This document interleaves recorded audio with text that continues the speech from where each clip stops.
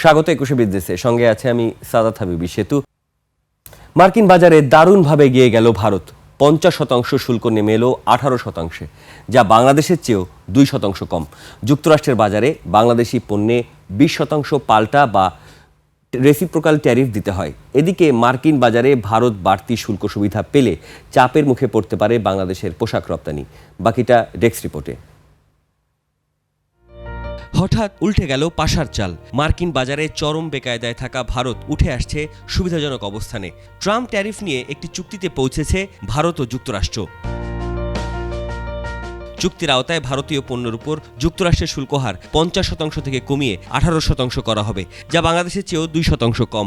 মার্কিন বাজারে বাংলাদেশি পণ্যে এখন ২০% ট্রাম্প ট্যারিফ কার্যকর রয়েছে। যুক্তরাষ্ট্র সময় সোমবার ভারতের সঙ্গে বাণিজ্য চুক্তির ঘোষণা দিয়েছেন মার্কিন প্রেসিডেন্ট ডোনাল্ড ট্রাম্প। ট্রাম্প বলেছেন, ভারত রাশিয়া থেকে তেল কেনা বন্ধ করবে। দেশটি তেল কিনবে যুক্তরাষ্ট্রের কাছ থেকে ভেনেজুয়েলার তেল। এছাড়া যুক্তরাষ্ট্রের পণ্য নিজ দেশের বাজারে প্রবেশে বাণিজ্য বাধা কমিয়ে দেবে ভারত। ট্রাম্পের এই ঘোষণাকে স্বাগত জানিয়েছেন ভারতের প্রধানমন্ত্রী নরেন্দ্র মোদী। বলেছেন, ভারতের তৈরি পণ্যের শুল্ক কমিয়ে ১৮% করা হয়েছে। এটা জেনে তিনি আনন্দিত। এদিকে মার্কিন বাজারে বাংলাদেশের চেয়ে ভারত বাড়তি সুবিধা পেলে চাপে পড়তে পারে বাংলাদেশের তৈরি পোশাক রপ্তানি। সাদাত হাবিবি সেতু, ২১ টেলিভিশন, ঢাকা। রপ্তানিতে পতন চলছেই। টানা পতন ৬ মাস গড়ালো। সদ্য সমাপ্ত জানুয়ারি মাসে রপ্তানি আয় গত বছরের একই মাসের চেয়ে ০.৫% কমেছে। রপ্তানি কমার এই প্রবণতা চলছে গত বছরের আগস্ট থেকে। চলতি অর্থ বছরের প্রথম মাস জুলাইয়ে পণ্য রপ্তানি বেড়েছিল প্রায় ২৫%। এরপর আর কোনো মাসেই রপ্তানি বাড়েনি। সর্বশেষ জানুয়ারিতে রপ্তানি হয়েছে ৪৪১ কোটি মার্কিন ডলার, যা গত বছরের জানুয়ারির তুলনায় ০.৫০% কম। ২০২৫ সালে জানুয়ারিতে পণ্য রপ্তানি হয়েছিল ৪৪৪ কোটি মার্কিন ডলার। ইপিবির তথ্য বলছে, চলতি অর্থবছরের প্রথম ৭ মাস জুলাই জানুয়ারিতে ২৮.৪১ বিলিয়ন বা ২,৮৪১ কোটি ডলারের পণ্য রপ্তানি হয়েছে, যা আগের অর্থবছরের একই সময়ের তুলনায় ১.৯৩% কম। গত অর্থবছরের ১২ মাসে মোট রপ্তানি হয়েছিল ৪৮.২৮ বিলিয়ন ডলারের পণ্য। জানুয়ারি মাসে হিমায়িত খাদ্য, চামড়া ও চামড়াজাত পণ্য, পাট ও পাটজাত পণ্য, হোম টেক্সটাইল, প্রকৌশল পণ্য ও চামড়াবিহীন জুতা রপ্তানি বেড়েছে। তবে প্রধান পণ্য তৈরি পোশাক সহ কৃষি প্রক্রিয়াজাত পণ্যের রপ্তানি কমেছে গেল জানুয়ারি মাসে।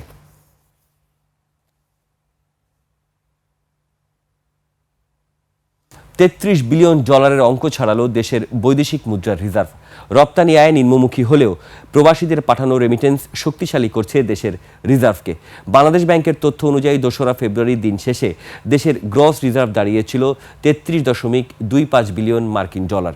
আন্তর্জাতিক মুদ্রা তহবিল BPM6 পদ্ধতি হিসেবে রিজার্ভের পরিমাণ ২৮.৭৫ বিলিয়ন ডলার। চলতি বছরের জানুয়ারিতে প্রবাসীরা পাঠিয়েছেন ৭১৭ কোটি মার্কিন ডলার। এতে ডলার সংকট বেশ কিছুটা কমে এসেছে। ব্যাংকিং খাতে ডলারের সরবরাহ বেড়েছে। এদিকে ডলারের দর ধরে রাখতে ১২২ টাকা ৩০ পয়সা দরে সোমবার ১৬টি ব্যাংক থেকে মোট ২১.৮৫ লাখ মার্কিন ডলার কিনেছে বাংলাদেশ ব্যাংক। চলতি অর্থ বছরে এখন পর্যন্ত বিভিন্ন ব্যাংক থেকে মোট ৪১৫ কোটি মার্কিন ডলার কেনা হয়েছে বলে জানিয়েছে কেন্দ্রীয় ব্যাংক। বিশ্ব রাজনীতির অস্থিরতা কাটিয়ে আলোচনার টেবিলে ফিরছে ওয়াশিংটন ও তেহরান। ইরানের সাথে মার্কিন প্রেসিডেন্ট ডোনাল্ড ট্রাম্পের গুরুত্বপূর্ণ আলোচনার ইঙ্গিত দেওয়ার পর বিশ্ববাজারে তেলের দামে বড় ধরনের পতন লক্ষ্য করা গেছে। নিউ ইয়র্ক ও লন্ডনে উভয় বাজারেই অপরিশোধিত তেলের দাম কমেছে প্রায় ৪.৭% পর্যন্ত। তাফসির ফিজার প্রতিবেদন। জানুয়ারির পুরোটা সময় জুড়ে যে অস্থিরতা তেলের বাজারকে উত্তপ্ত করে রেখেছিল ফেব্রুয়ারির শুরুতে, তা উল্টো চিত্র। সোমবার নিউ ইয়র্ক এবং লন্ডনের বাজারে জ্বালানি তেলের দাম ভেরিয়েল প্রতি $৩ বেশি কমেছে। ব্র্যান্ড ক্রুডের দামও ৪.৪% কমে স্থির হয়েছে $৬৬.৩০। আর মার্কিন WTI ক্রুডের দাম ৪.৭% কমে দাঁড়িয়েছে $৬২.১৪। এ পতনের পিছনে রয়েছে ওয়াশিংটনের একটি ঘোষণা। গত শনিবার প্রেসিডেন্ট ডোনাল্ড ট্রাম্প জানিয়েছে ওয়াশিংটনের সাথে আলোচনায় বসবে ইরান। মধ্যপ্রাচ্যের এই প্রধান তেল উৎপাদনকারী দেশের সাথে সংঘাতের আশঙ্কা কমে আসায় বাজারে সরবরাহের দুশ্চিন্তা কেটে গেছে। তবে শুধু কূটনৈতিক সম্পর্ক নয়, মার্কিন অভ্যন্তরীণ রাজনীতিও এখানে বড় ভূমিকা পালন করেছে। প্রাকৃতিক পরিবর্তনও তেলের দাম কমাতে সাহায্য করেছে। জানুয়ারি মাসে যুক্তরাজ্যের যে তুষার ঝড়ের কারণে হিটিং অয়েলের চাহিদা বেড়েছিল, এখন আবহাওয়া কিছুটা মৃদু হওয়ার ফলে হিটিং অয়েলের দাম কমেছে প্রায় 6%। বিশ্ববাজারে তেলের এই দরপতনে স্বস্তিতে সাধারণ গ্রাহকরা। তাফসির ফিজা, নিউজ ডেস্ক, 21 টেলিভিশন। এবার এশিয়ার প্রধান শেয়ার বাজারের খবর। সূচকের ঊর্ধ্বমুখী প্রবণতা দেখা যাচ্ছে এশিয়ার বেশিরভাগ পুঁজিবাজারে। জাপানের পুঁজিবাজার নিকি সূচক 2105 পয়েন্ট বেড়ে অবস্থান করছে 54,761 পয়েন্টে বেড়েছে। হংকংয়ের শেয়ার বাজার হ্যাংসেংয়ের সূচক 77 পয়েন্ট বেড়ে অবস্থান করছে 26,852 পয়েন্টে বেড়েছে। সিঙ্গাপুরের এসটিআই এর সূচক এটি 45 পয়েন্ট বেড়ে অবস্থান করছে 4,937 পয়েন্টে। চীনের শেয়ার বাজার সাংহাই কম্পোজিট ইন্ডেক্স অবস্থান করছে 4,052 পয়েন্টে, যা আগের দিনের চেয়ে 37 পয়েন্ট বেশি।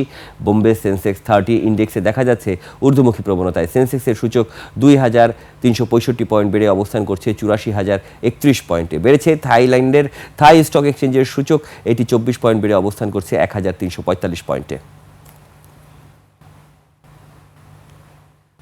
দর্শক, নিচ্ছে একটা ছোট্ট বিরতির পর চট্টগ্রাম বন্দর ও আমদানি রপ্তানি পরিস্থিতি নিয়ে আমরা কথা বলবো Chittagong chamber of commerce and ইন্ডাস্ট্রির সাবেক পরিচালক মাহফুজুল হক শাহর সঙ্গে। ততক্ষণ সঙ্গেই থাকুন।